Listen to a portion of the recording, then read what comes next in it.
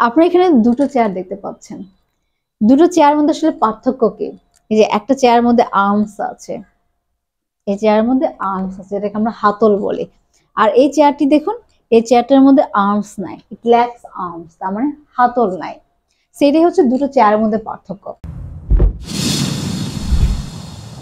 এখন আমি একটা চেয়ারে বসবো। সো চেয়ারে বসা এটার ইংলিশ কি? চেয়ারে বসার ইংলিশ হচ্ছে I am sitting on the chair নাকি ইন দ্য চেয়ার, কোনটা হবে? একটা প্রেপোজিশন তো আপনাকে ইউজ করতেই হবে।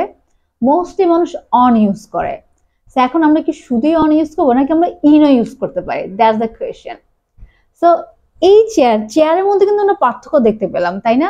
সো এই চেয়ারে বসলে আমি কি ইউজ করব? I am sitting on the chair নাকি ইন দ্য চেয়ার, কোনটা ইউজ করব? নাকি শুধুই অন নাকি শুধুই ইন, কোনটা ইউজ করব?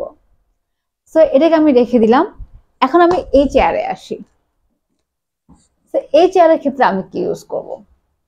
I am sitting in the chair or on the chair? I am sitting on the chair, এটা আমি ইউজ করব এই চেয়ারে বসার ক্ষেত্রে। এখন আমি এই চেয়ারের ক্ষেত্রে কেন অন ইউজ করব? এটা একটা কোয়েশ্চেন, তাই না? তো এবার চেয়ারটা আমি আপনাকে আরেকবার দেখাচ্ছি। এই চেয়ারের মধ্যে কোনো আর্মস নাই, ইট ল্যাকস আর্মস। এই চেয়ারের মধ্যে আর্মস না থাকাতে আমরা বলবো যে অন ইউজ করব। I am sitting on the chair, কারণ এই চেয়ারে হাতল নাই, ফ্ল্যাট সারফেস। বুঝতে পেরেছেন? আর এই চেয়ারটা, এটার মধ্যে আর্মস আছে, হাতল আছে। সো হাতলওয়ালা চেয়ারের মধ্যে বসলে আপনি ইন ইউজ করবেন।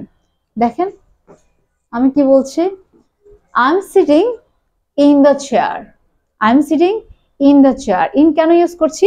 কারণ এটার মধ্যে হাতল আছে, তাই না? আমি এটার মাঝখানে আছি।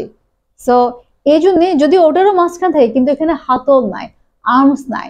আর্মস না থাকলে অন ইউজ করব, আর আর্মস থাকলে, হাতল থাকলে আমরা ইন ইউজ করব। অলরাইট, তাহলে আপনার এটা ক্লিয়ার। যদি হাতল ছাড়া চেয়ার হয় তাহলে আমরা অন ইউজ করব, I am sitting on the chair. আর হাতলওয়ালা চেয়ার হলে, তার মানে আর্মস সহ চেয়ার হলে ইন দ্য চেয়ার ইউজ করব। তাহলে এই চেয়ারের ক্ষেত্রে I am sitting in the chair. আশা করি আপনারা যখন এই ধরনের চেয়ারে বসবেন বা এই ধরনের চেয়ারে বসবেন আপনাদের প্রেপোজিশনে কোনো ভুল হবে না। ওকে, so use it in your daily conversation and use preposition correctly. All right, catch you in the next class. Bye bye.